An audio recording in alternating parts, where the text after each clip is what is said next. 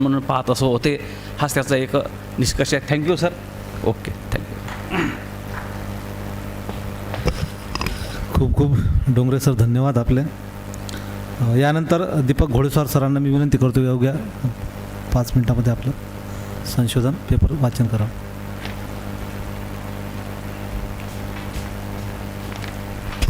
उपस्थित सर्व मान्यवरांना नमस्कार.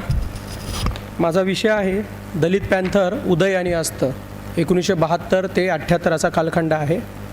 ह्या देशामध्ये 108 वर्षाचा संघर्ष होता फुले शाहू आंबेडकरांचा. बाबासाहेबांनी तो यशस्वीपणे क्रांती करून ह्या देशामध्ये इथल्या लोकांना मूलभूत अधिकार संविधानाच्या दायऱ्यातून दिलेले आहेत.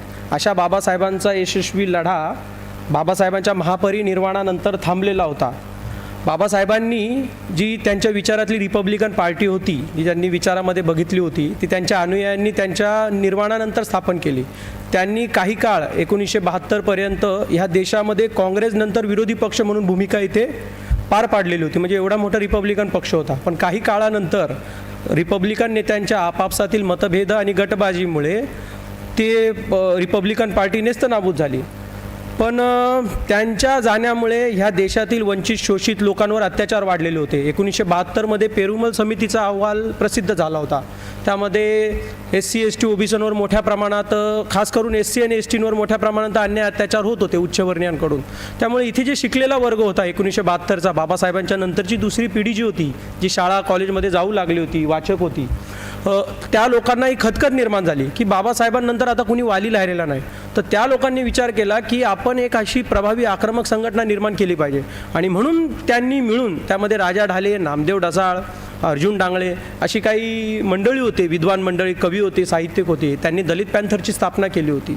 ह्या दलित पॅन्थरचा कालखंड आपण पाहिला तर गावखेड्यामध्ये जिथे अत्याचार अन्याय होत होते, हे लोक तिथे लाठ्या काठ्या वेळप्रसंगी 2 हात करायला सुद्धा तयार राहत असत.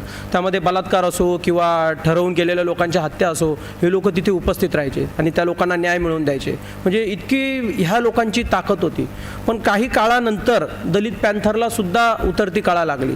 दलित पॅन्थरची ताकद एवढी भयानक होती की त्यावेळेचे शंकराचार्य होते, शंकराचार्यांनी एक स्टेटमेंट दिलं होतं की चांभार समाजाचा व्यक्ती कितीही शिकला तरी तो चांभारच राहणार. तर त्यावेळेस दलित पॅन्थरनी त्या काळामध्ये शंकराचार्याला जोडे मारले होते भरसभेमध्ये, एकदा नाही तर 3दा, सोलापूरमध्ये, सांगलीमध्ये आणि पुण्यामध्ये. म्हणजे दलित पॅन्थरचा एवढा वचक होता. दलित पॅन्थरची आयडिओलॉजी आधी पुढे शिवसेनेने घेतली. जी आयडिओलॉजी होती, आक्रमक भूमिका, ती शिवसेनेने घेतलेली आहे. त्यांचा किल्ला असो शिवसेनेचा, म्हणजे वस्तीच्या बाहेर जे किल्ल्याची उभारणी असते, ती दलित पॅन्थरची थेअरी होती. तर दलित पॅन्थर एवढा नावाजलेला होता. पण त्यांच्यातही काही काळानंतर मतभेद निर्माण झाले. वेळ कमी असल्यामुळे मी शॉर्टकटमध्ये सांगत आहे, मेन मुद्द्यांवर प्रकाश टाकतोय. तर त्यांच्यामध्ये सुद्धा मतभेद निर्माण झाले. तर त्यांचा जो अस्त होण्याचा जो कन्क्लुजनमध्ये मी सांगेल की त्यांच्यामध्ये नियोजनाचा अभाव होता. मोठ्या प्रमाणात त्यांचे कॅडर बेस्ड कार्यकर्ते नव्हते किंवा नोंदणी असा प्रकार नव्हता. शिवाय त्यांच्याकडे फंडिंग ह्या गोष्टींचा अभाव होता. तसेच वेळप्रसंगी कुठल्या कार्यकर्त्यावर आंदोलनामध्ये केसेस वगैरे होत असतील तर त्याचा निपटारा करण्यासाठी सुद्धा ती लोक सक्षम नव्हते. म्हणजे जे कार्यकर्ते आंदोलनामध्ये सामील होत होते त्यांच्यासाठी वकील वगैरे लावणे ह्या गोष्टीसुद्धा ते सक्षम नव्हते.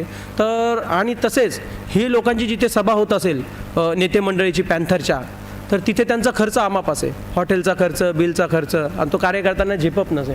त्यामुळे काही काळानंतर समाजामध्ये पॅन्थरच्या विरोधात लोकांची मतं तयार झालीत की पॅन्थरचे कार्यकर्ते सुद्धा फुटलेले आहेत, त्यांचेसुद्धा रिपब्लिकनप्रमाणे गटतट निर्माण झाले.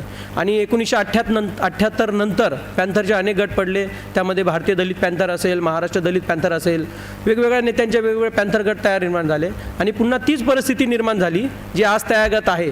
आजही समाज एकत्र नाही. तर हा माझा संशोधनाचा विषय होता पेपरचा. तुम्ही सर्व मान्यवरांनी माझे बोल ऐकले त्याबद्दल तुमचे आभार. जय भीम, जय भारत.